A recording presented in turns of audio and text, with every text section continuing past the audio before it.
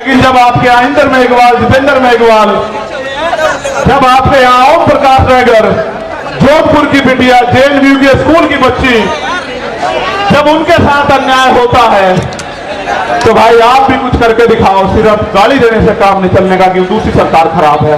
आपके राज में भी बहुत कुछ भला नहीं हो रहा है। इसलिए मेरा स्पष्ट संदेश है कि जब तक आपकी अपनी ताकत नहीं बनेगी आपको कोई पूछने वाला नहीं है। मेरी बात को याद रखना। किसी के पीछे खड़े होने के लिए नहीं कह रहा हूं आपको, मैं आपको पूछ बनाने के लिए नहीं कह रहा हूं, मैं आपको मूछ की लड़ाई लड़ने के लिए कह रहा हूं कि अपना होगा अपना मरोड़, और मन आया तो पिया नहीं दिया फोड़। ठीक है, अपनी ताकत बनाओ। जब आपका विधायक जीतेगा, जब आपका एमपी जीतेगा, आपका व्यक्ति सदन में होगा, फिर अगर अन्याय अत्याचार होगा तो फिर हम हिसाब करेंगे। हमारा एक एक अम्बेडकरवादी सदन को चलने नहीं देगा, चाहे सदन ये वाला हो या विधानसभाओं के सदन है। तो सारी बात मैंने आपको बता दी। मैंने आपको इसलिए बुलाया कि मेरा जो गिरता हौसला, जो गिर नहीं सकता, आप जानते हो। लेकिन मैं आपसे पूछ लूं, क्योंकि कहते हैं पुनर्जन्म होता है, मैं तो मानता नहीं, लेकिन सच ये है कि जब वो गोली चली थी, मैं ईमानदारी से कह रहा हूं, मैंने अधिकारी को फोन करके कहा कि गोली तो लगी है, लेकिन लगी कहां ये पता नहीं भाई। और पिछला जन्म भी, जीवन भी आपके लिए था एक एक कतरा, और ये जीवन भी आपके लिए, ये ऐलान करने के लिए आपको बुलाया। दूसरा, सीबीआई जांच क्यों जरूरी है ये भी सुन लो। जो लोग ये कह रहे थे सुरक्षा के लिए गोली चलवाई या करा, तमाशा बना रहे थे, उनको आदत है मुझे नीचा दिखाने की, आदत है उनको, क्योंकि उन पे ये गरीब का बेटा पच नहीं रहा भाई, ये कमेरी माँ का बेटा पच नहीं रहा उन पे। तो मैं भी उनको बता देना चाहता हूं कि हो सकता है आपके मालिकों के हाथ भी इसमें शामिल ना हो। इसलिए मैं इसकी सीबीआई जांच चाहता हूं कि मेरे जान से ज्यादा, मेरी जान से, मेरे लोगों से ज्यादा दूसरों को क्यों प्यार हो गया है, वो क्यों मेरी जान लेना चाहते हो। तो प्रकृति के आशीर्वाद से, आप भाइयों के सहयोग से, प्रार्थनाओं दुआओं से मैं आपके बीच में, वरना ऐसा भी हो सकता है कि आज यहाँ आप इकट्ठा तो होते, मेरी तस्वीर लगी होती और आप रो रहे होते कि भाई हमारा भाई चला गया।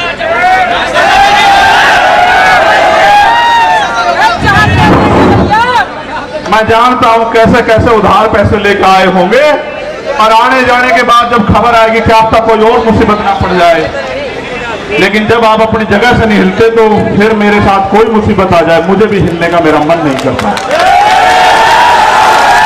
आप बताओ कैसे छोड़ दूं, आपके हाथ कैसे छोड़ूं, आप बताओ कैसे छोड़ूं आपके हाथ, जिन्होंने मेरे लिए दिन रात नहीं देखा, आंधी तूफान नहीं देखा, गर्मी नहीं देखी, बारिश नहीं देखी, कोई भी मुसीबत नहीं देखी, भूख प्यास, उनका हाथ कैसे छोड़ दूं, उस समाज का हाथ कैसे छोड़ दूं, कैसे डर के घर में बैठ जाऊं, कैसे सीना तान के आपका खून होके बाहर ना हो। इसलिए यहां मैदान में हूं, ये मैं समझना डर गया हूं। जिस दिन डर गया फिर समझना कि मर गया हूं। जब तक जिंदा हूं पूरी ताकत से इस लड़ाई को लड़ूंगा। दिल्ली के भी बहुत साथी आए, मध्य प्रदेश के बहुत साथी आए, 22-23 स्टेट से साथी आए, थोड़े थोड़े अपना अपना प्रतिनिधित्व करने के लिए। 2-2 हजार किलोमीटर से लोग आए, उड़ीसा से आए, झारखंड से आए,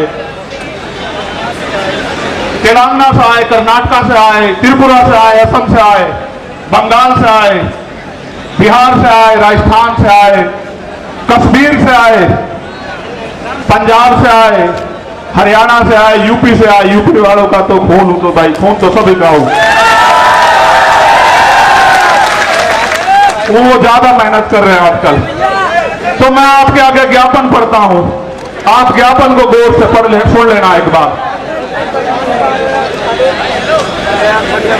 बहुत महत्वपूर्ण है ये ज्ञापन, और ये ज्ञापन इसलिए जरूरी है कि एक छोटी सी मांग इसमें मुझसे जुड़ी हुई है, लेकिन बाकी मांग बहुत मुझसे जुड़ी हुई नहीं है, समाज से जुड़ी हुई है। भाई चंद्रशेखर तो अकेला आदमी मर जाएगा, लेकिन इस समाज के साथ जो न्याय हो रहा है उसका हिसाब तो करना पड़ेगा ना। ये उसका हिसाब नहीं करने के, क्या हम इस देश में, आप बताओ, मरने के लिए पैदा हुए हो? मणिपुर की बच्चियां याद हैं? देखो हमारे साथ तो शोषितों के साथ ये सदियों से होता आया, वीडियो भले ही वायरल ना होती हो, लेकिन होता तो आया है। लेकिन अब ये बंद होना चाहिए नहीं होना चाहिए, आप बताओ। तो मैं आपके आगे ज्ञापन पढ़ूंगा। आखिरी मांग जो है वो राष्ट्रीय अध्यक्ष जी पढ़ेंगे। जो ज्ञापन है उस पर गौर कर लो। मीडिया के साथी भी ज्ञापन चला देना भाई। भाई कान से सुन लो।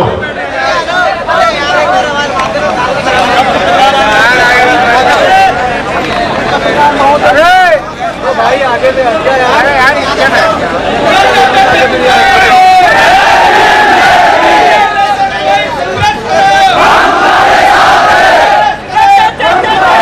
बाचू बोलो, ये गौर सुनो। जय भीम के नारे तो बहुत दिन से लगा रहे हो, ये सुनो, इसी में है सब कुछ। निवेदन करना राष्ट्रपति जी के नाम ज्ञापन है, क्योंकि प्रधानमंत्री जी से उम्मीद खत्म हो गई है। प्रधानमंत्री जी तो उनका भी नहीं लड़ पा रहे लड़ाई जिनको सरकार बनाए। भाई बैठ जाओ। अरे मैं तुम्हें नेता बनाना चाहता हूं, तुम पत्रकार बनना चाह रहे हो, फोटोग्राफर बनना चाह रहे हो। बैठो यार, क्या कर रहे हो कमाल। बैठ जाओ यार, ये कोई बात ठीक नहीं। इतनी बार मैंने कभी नहीं कहा आज तक तुम्हें। आज तक का रिकॉर्ड है, मैंने इतनी बार कभी निवेदन नहीं किया। आप जानते हो नहीं जानते हो? सुनो मेरी बात पे गौर करो, आप मत बोलो बस कोई भी। निवेदन करना है कि स्वतंत्र भारत के संविधान में समस्त नागरिकों को समानता, स्वतंत्रता और न्याय हेतु मौलिक अधिकार प्रदान किए गए हैं। साथ ही सदियों से हक वंचित वर्गों, विशेष रूप से जाति जनजाति के लोगों के अधिकारों की सुरक्षा व इनके विकास के लिए संविधान में विशेष प्रावधान किए गए। हमारा संविधान समाज के कमजोर वर्गों, SC, ST, OBC, माइनॉरिटी के कल्याण हेतु प्रतिबद्ध है। यथा संविधान 1938 के तहत अनुसूचित जाति जनजाति राष्ट्रीय आयोग का गठन किया गया है। यह अवगत कराना है कि सदियों से SC, ST समुदाय के लोग सामंतवादी और घृणित जातिवादी क्रूर मनवादी मानसिकता का शिकार बनाए जा रहे हैं। हाल ही में मध्य प्रदेश में एक आदिवासी समुदाय के व्यक्ति का सिर के ऊपर अपर कास्ट के व्यक्ति द्वारा पेशाब करना आधुनिक भारत की क्रूर मानसिकता को दर्शाता है।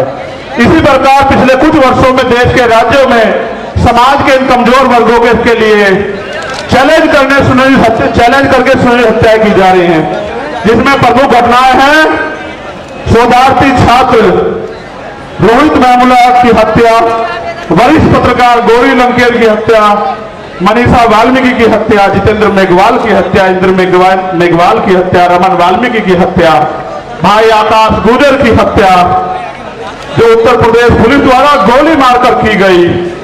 इन घटनाओं से ऐसा प्रतीत होता है कि देश भारत के संविधान से नहीं बल्कि देश का शासन प्रशासन मनोविधान से संचालित हो रहा है। समाज के कमजोर वर्गों के खिलाफ आए दिन सुनियोजित हिंसा, हत्याओं तथा मॉब लिंचिंग घटनाओं का ग्राफ लगातार बढ़ता जा रहा है। NCRB की रिपोर्ट इसका सरकारी सबूत है।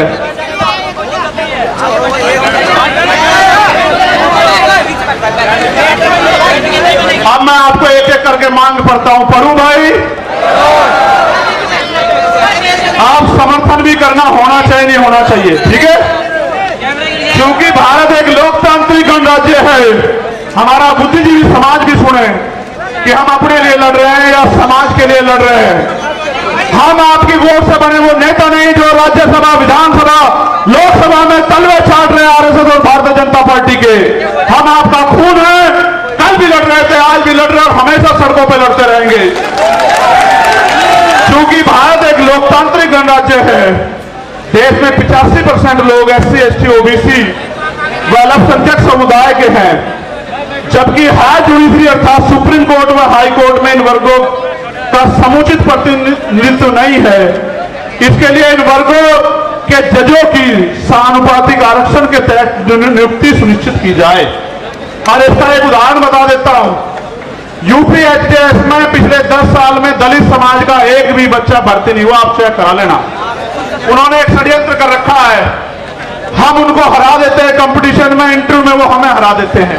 उन्होंने कहा इंटरव्यू में 80 नंबर नहीं आएंगे तो भाई कामयाब नहीं माना जाएगा। 70 से 79 देकर हमारे लोगों को निकाल देते। आप देखो लोकतांत्रिक भारत में एक जज नहीं बना पिछले 10 साल में। आप इस बात को समझो कितनी बड़ी साजिश।